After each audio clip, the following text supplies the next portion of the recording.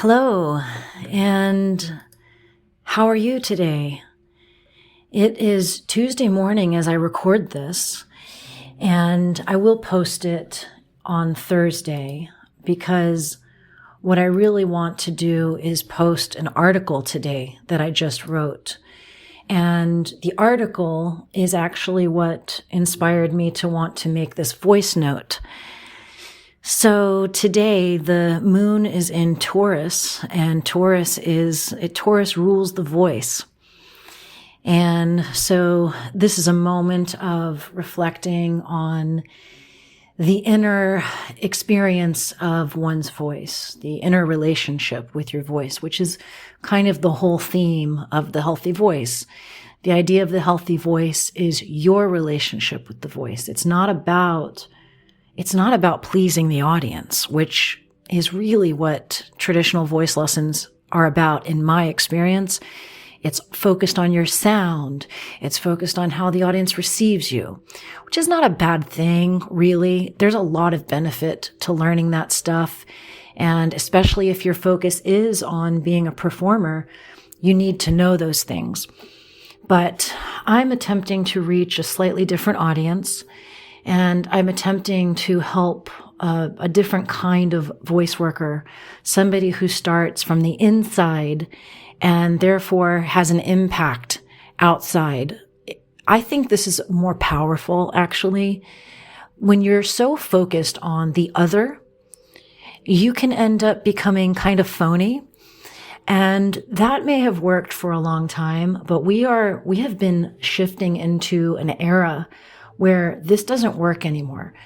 It's really quite amazing for me to observe the social landscape, the society, the culture, and how people are much wiser now when it comes to being manipulated. When they're dealing with phonies, they know it. But anyway, I started out talking about dignity and how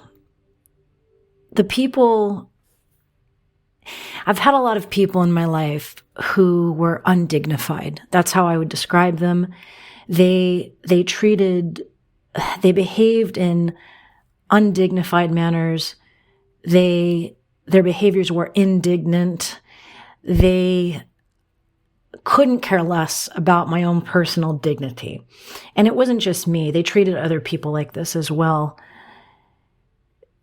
And I knew a lot of people like that. And when you know a lot of people like that, it can take you a while to realize that that's not how everybody is. But if you're paying attention, you can look outside and realize that not everybody is like that. And so thankfully, I knew a lot of people who were dignified, who were really good people. And I just kind of put my focus on them. But always I kept getting drawn into the webs of these people who behaved in undignified ways. And, I'm really trying to avoid using certain terms that have become cliches and have become overused to the point where I'm not sure I can trust anybody who uses these terms. But I will go ahead and just use the term that a lot of you have mentioned. And I believe you when you say this term, narcissistic abuse. I believe you. But the reason why I try to avoid it is because I think a lot of people use this term now who I cannot be sure that they're not the abusive ones, if you know what I'm saying. I think that it's become so overused where I've actually heard people I know use this term to describe other people, and I kind of give them the side eye, and I think, are you really talking about other people? Okay. And so that's the point where we are. And so I really try to avoid these overused terms, but I feel like sometimes you have to use these words as a shortcut instead of beating around the bush and just trying to define it and be so vague. I think it's easier if I just say that, yes, I am referring to this thing we would call narcissistic abuse. There's something about the manipulators in that on that end of the relationship where there's a lack of dignity, and they expect you to treat them with dignity. But every little thing you do can be taken the wrong way, can be used against you.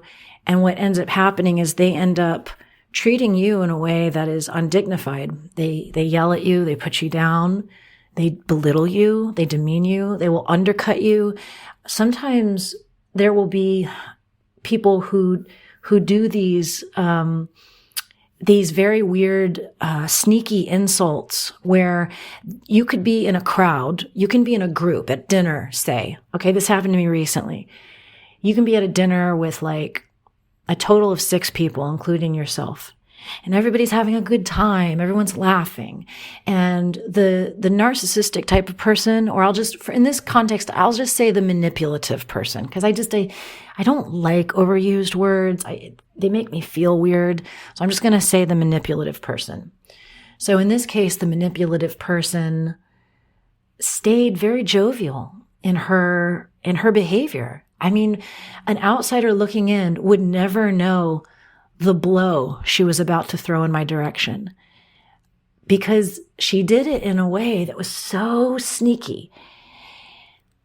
The tone of the voice was so innocent. Like, I'm just recalling this situation, and I know it's like, I'm going to translate it for you as I would translate it in my mind from my experience. I know this is a really painful experience, but I'm just kind of curious and I want to bring it up. And even though, I'm smart enough to see that you're uncomfortable from the get-go, I'm going to keep going. I'm going to keep digging. And maybe if I keep going and I do it in this very innocent way, maybe I can get you to shut down and feel really bad. And then I'll feel like I won. And you know what? That's exactly what happened. This person who I kind of always knew she was like this. So to be honest, I went in prepared. And I think that's what you have to do. When you have people like this in your life, you have to be honest about who they are. You have to be honest about their intentions. It's how you protect your voice and your sovereignty. And so I knew there was a chance that she was going to throw one of these bombs in my direction. And she did. And she didn't let go until I was feeling like quite defensive. And so here is why I'm talking about dignity, because in these moments, and I have wanted to talk about this on my podcast since it happened, because I think it's such an important topic for all of us, for everybody who's listening to this, because I know that this is something you struggle with. In terms of the healthy voice and dealing with a narcissistic, manipulative, coercive bully, especially it doesn't really matter if they're grandiose or these like very, very sneaky, covert types, like the one I'm describing here, who, a passing witness would never know that she just almost destroyed me in a matter of minutes. I mean, I ended up, just to kind of give a little more context, I maintained my dignity. I was very proud. I was able to kind of finally, after enough pushing, just kind of like get a little bit less friendly in my voice. I didn't get rude. I just got a little bit firm. Calm firmness is the way you would describe it. I stayed calm, but I got firm in my voice as I gave a final response. And I stopped talking, and I decided to bring my attention to the other people at the table who had not been really paying attention to us. They were in their own conversation. And then I could feel that I was very upset by what she had said. And so I excused myself. That was the other thing I did. I excused myself. I went to the bathroom. I cried. And the whole time I'm crying, I was thinking to myself, that bitch made me cry. that bitch made me cry. And I had this like combination of, resurfaced grief, because what she touched on was a very, very old and painful wound that I did not want to, think about in that context. But, she managed to help me bring that up. And so I had a mix of grief, sadness, and anger, like my own feeling of righteous indignation. And the whole time I was in the bathroom crying, I was thinking to myself, I have to get through this moment with dignity. How am I going to get through this moment with dignity? And I decided I was going to, get out of the bathroom stall where I was hiding, because I didn't know if anybody from our table was going to walk into the bathroom. So I decided to collect myself. I went to go wash my hands, and I decided to use the mirror. I saw that it was very obvious I had been crying. And so I decided to wait until my face looked relaxed again, put on some lipstick, took a few deep breaths to calm myself. I steadied my gaze so that I could be neutral in my expression. I did not want to let anybody at the table know I had been upset. Only she knew I was upset. She was the only one. And she got a delight in it. I could tell. And those of you who have been through this, you know what I'm talking about. It's very subtle. And for many years, I know I convinced myself that victory wasn't really there. But you know what I'm talking about. You have experienced this where somebody cut you down to size. They were successful. You felt blown back. You felt defeated. You felt crushed, and they felt energized. They were just like, oh, so giddy. Look at that. Yeah, I showed you. And so I knew that was how she was going to be. I knew there wasn't going to be any kind of a like, oh, hey, I'm sorry if I may have pushed you too far.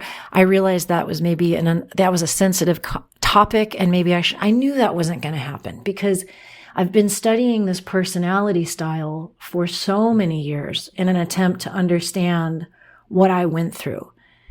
And the problem with this personality style is they're so sophisticated. They're so good at confusing you that you end up feeling like it's all your fault. Like you're too sensitive. You did something to invite the behavior from them. And then everything ends up feeling like it's your fault. The shame comes, and that's debilitating. And you keep expecting them to be a good person, be a dignified person, and correct what it is they did. At least open up a conversation like, hey, did I step too far? Did I do that? And oh, I'm sorry I did that. No, that never happens. Never. Which is confusing to somebody like you, like me, if you are a person of dignity and you believe that other people deserve to be treated with dignity. The last thing you want to do is say something that brings up old pain.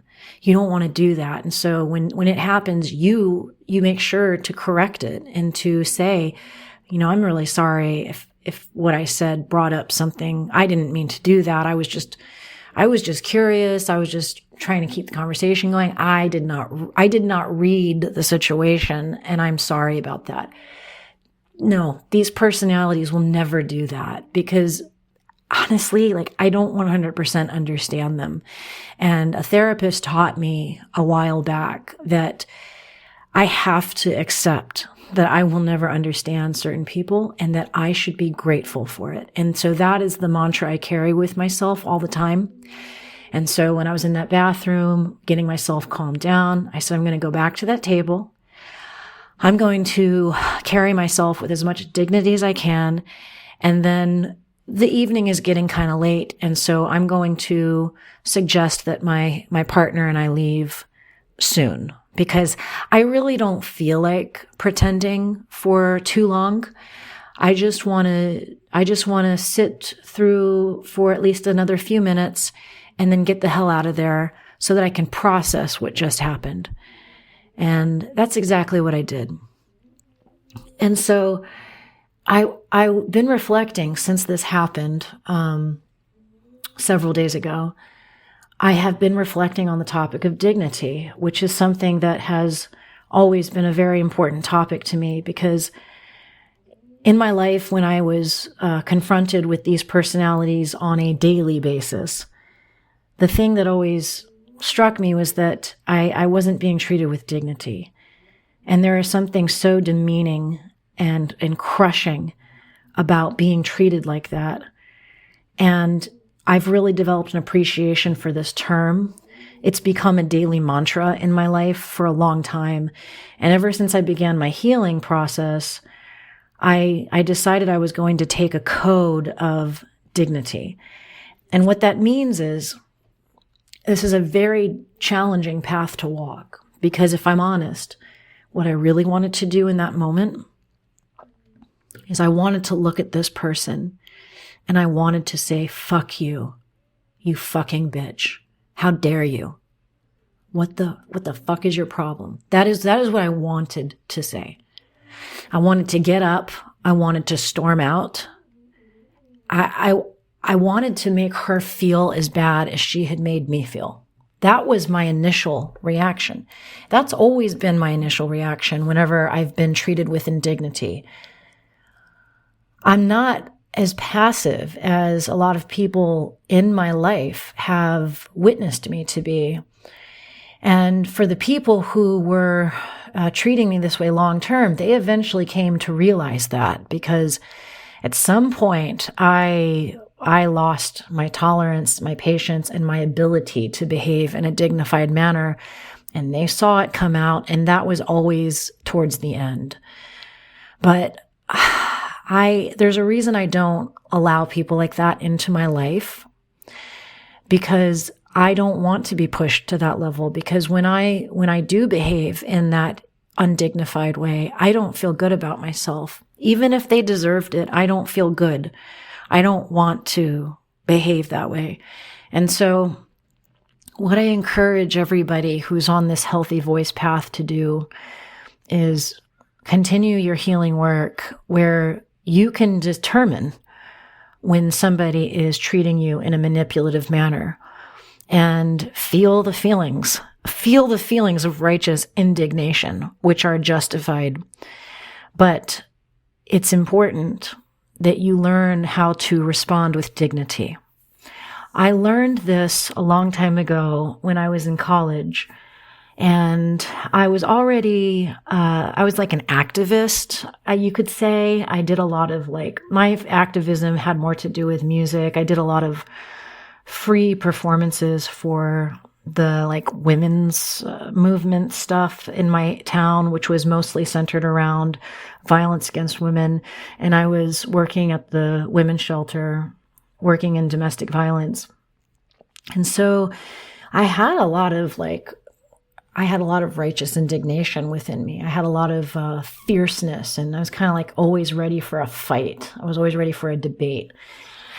And then I took this class in college I was a religious studies minor, and I had this opportunity to take these classes from this amazing Unitarian minister who had been a civil rights activist in Chicago during the 60s.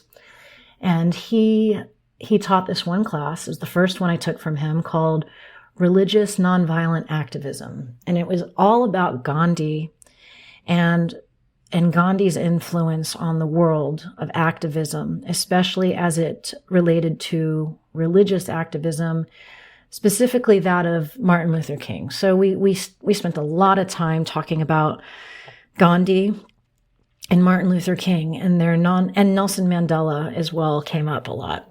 And we learned a lot about nonviolent resistance and this idea that you could be more impactful when you didn't fight fire with fire, when you maintained a sort of, he would call it nonviolent resistance. Sometimes it looks like passive resistance. which sometimes doesn't work, I'll be honest with you. But the class made a huge impression on me. And I realized that I wanted to be like Gandhi and Martin Luther King. I did not want to be like the abusers in my life. I did not want to become abusive in return, which I felt like I could become, or at least like in the context of these relationships where like, okay, maybe I don't want to be abusive back, but you're pushing me so far that I am going to start. Okay, you think you can just insult me all the time? You think you can just put me down and I'm going to stay silent? I was bullied a lot when I was growing up. I know how bullies behave, and I can turn it right back around on you if I have to. And so there were moments when I would do that in these difficult relationships. And it was weird because I didn't feel good about it. And that confused me because I felt like, am I crazy, or does this person feel good afterwards? And I wasn't crazy. I've had enough years of my life now of interacting with people like this. And now I understand that there are people who feel good. They feel energized. They feel giddy. They feel like full of life whenever they have crushed you and taken your dignity away. And I don't understand it. And I'm grateful I don't understand it. But the point is that after experimenting with fighting fire with fire, I realized pretty early on that I didn't like it and I didn't want to live my life like that. And so I devoted myself for a long time to studying the methods of Gandhi and Martin Luther King, and they were helpful. To be honest with you, though, now I'm at a point where, Martin Luther King and Gandhi, they were talking about activism. They were talking about social movements. And I don't think that their advice really helps people who are dealing with narcissistic relationships. It's a little different, but it was my starting point, and I'm grateful for it because it helped me stay on a path of peace and compassion. And I will admit that there were moments where I think I took my compassion too far, where I allowed myself to be a doormat. And it wasn't until I finally said, F this, I'm getting out of here. I'm not sitting around for this anymore. It was confusing. And so it wasn't really until I started learning about the dynamics of narcissistic abuse, which is different from, I'm sure there's elements of it in the physical abuse spaces and the sexual abuse. I think there's actually a lot of overlap, but the difference is that when I was going through my training at the shelter, we only focused on physical abuse and sexual abuse. And I always felt like there was something missing. I always felt like, I remember I could be in the trainings and I would think to myself, I hear you, when they would try to explain what caused people to become abusive. This was like the late 90s, early 2000s. And I remember thinking, yeah, I think you've got some of it, but perhaps we're just not far enough along. People didn't really start studying violence against women or children until the 70s. And that was even like radical at the time. So not everybody was studying it in the 70s. And so by the late 90s, it was still not as well researched as it is now. Now we have so much information that I think is way more helpful. If I had known about coercive control, narcissistic personalities, all of this mystery around abusive behavior would have made so much more sense to me at a much younger age. And so anyway, that's some of my story. That's some of my sharing on the topic of dignity and how I believe it's important that you protect your dignity at all times. And that includes the way you respond to people. And I'm sure there will be some times where you have no choice but to yell at someone. I understand, especially in terms of physical safety. I've been in a situation where when I took self-defense a long time ago, I learned a really interesting tactic where if you feel like you're being targeted, to act as insane as possible, because people will not mess with an insane person. And that's a very undignified way to behave.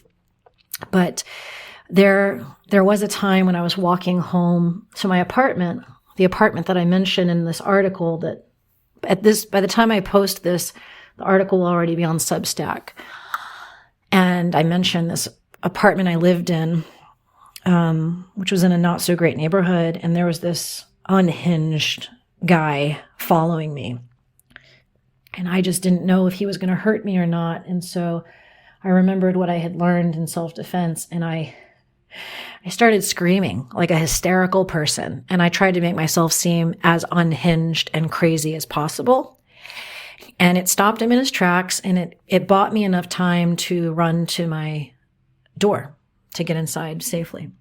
And so I'm not saying there aren't exceptions to this, but in general, I think it's important for our own sanity and our own feeling and our own strength building, our own endurance building practice to maintain a sense of dignity at all times, even when what they're saying is working. Because the thing is, these people, these narcissistic people, they get high off of you losing your cool. Even though I didn't lose my cool at that table, she was sensitive enough to know that she had gotten to me. And I could tell. And that was part of the reason why I felt defeated. And I think it's part of the reason why I started crying, because she touched on a sore point where, I like to be in control of my emotions. I don't like it when people are able to say things that bring me to tears. That's so demeaning.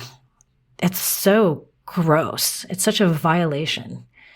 And she violated my spirit in that moment. And she was fine with it. I think that was exactly what she wanted to happen. Now, why she wanted that to happen, I don't know. I can make some guesses based on experiences I've had. I'm about 30 years younger than she is. I was sort of like the featured guest in a way of the evening. And so therefore I was getting a lot of attention. And this person, I know this person well. She likes to be the center of attention. She's very insecure about aging, about getting older. And I've been around a lot of people like this in my life. It's not the first time I've met somebody who saw me getting some attention. I could tell that they were somebody who felt a little insecure about their appearance. And I could tell the way they were kind of looking at me, kind of like looking me up and down and making observations and kind of feeling a little bit like, I don't know if I like you. It's not the first time I've been around this energy. And so I can guess that that's part of it. And that I don't know if she was even consciously aware of it, but my presence made her uncomfortable. And so she needed to relieve herself of that discomfort by making me uncomfortable. And it worked. And then she felt better about herself. And meanwhile, I felt bad. I wanted to go home. I wanted to leave. I ruminated about it until the next day, and thankfully I was able to process it. But the whole time I was thinking to myself, I've got to learn from this. And so I was paying close attention, and I knew I was going to write about it. I knew I was going to talk about it. And so here we are. And I hope that it helps you. I hope that my sharing can help you in your own process. So what about you? Have you I know you've experienced people like this. So how has it affected your voice? That's the question I want to ask you today. How has it affected your voice? Have you gotten to yourself to a point where you recognize who these people are immediately? And do you have a game plan when it comes to dealing with them? So yes, these people suck. Yes, these people ruin your day. Yes, yes, yes. We know that. So let's not get caught up in the victimization. I don't want that. I don't want you or myself to get caught up in that. Yes, it sucks. Yes, it hurts. It's painful. It's unfair. Yes, I know. You know that too. But let's move past that and let's get strategic. So how do you handle people like this and maintain your dignity at the same time? Leave a comment either on YouTube or Substack. Let's get this conversation going because, like I've said many times before, I don't entertain victimhood. I understand that everybody on a healthy voice path has been victimized at some point, but we don't get stuck in our victimhood because we respect our own dignity and we are always trying to move forward and brush ourselves off, and we're on a hero's journey. So these things that happen to us that feel victimizing, these are battles that we essentially lost, and we brush ourselves off and we keep going on the path because there's a greater goal ahead that we have to get to. Victimhood gets us stuck on the path, but we have to keep moving forward because our goal is a healthy voice, a liberated personality, a feeling of freedom in our bodies, a feeling of freedom to exist, a feeling of sovereignty, an authenticity about who we truly are, a desire to create and share our creations with the world without fear of being criticized or put down, a feeling that we deserve to show up and take up space. And that starts with dignity. So leave your thoughts in the comments. I want to hear what you have to say. And of course, thank you to everybody who has pre-ordered my voice liberation course. Amazing. I mean, amazing. I've sold I've sold 88. Amazing. Before the course is even out. I just finished week 4 yesterday. Today I'm going to do week 5. So I'm on a roll. This week I was able to take off. I was able to pause my piano students so that I could focus on doing the voice liberation method. And so I'm going to get all of the weeks recorded, edited, and uploaded so that next week I can just focus on getting it up on the sales page. And, this is my first course launch. So I have to learn how that part works. I've been kind of playing around with it, but I can tell that there are things I'm going to have to spend time with to make sure the sales process and the delivery process is easy. So thank you so much for your support. And for those of you who haven't already bought your spot for the course, it's 50% off right now. It's a really good deal. So you're saving a ton of money and you're also supporting my work because so many of you have purchased it.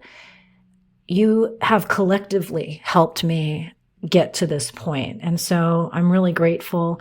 I'm happy that I can sell it at such an affordable price because I want this method to reach everybody. I want it to reach as many people as possible. And I don't want it to be exclusively for wealthy people.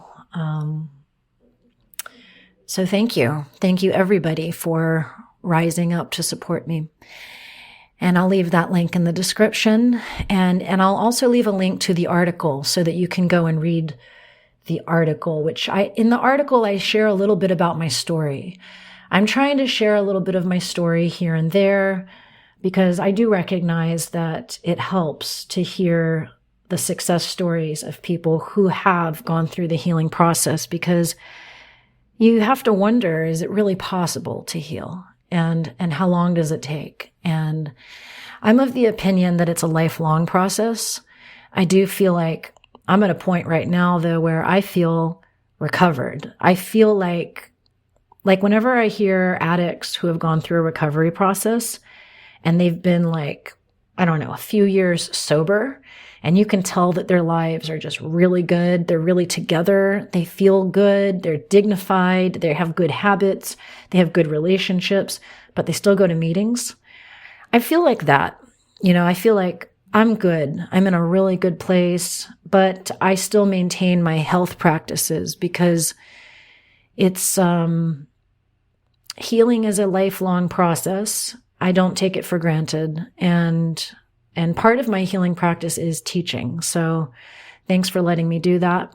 And I'll see you guys in the next YouTube video, or perhaps talk to you in the next podcast. Have a great day. Keep going. Keep freeing up that voice.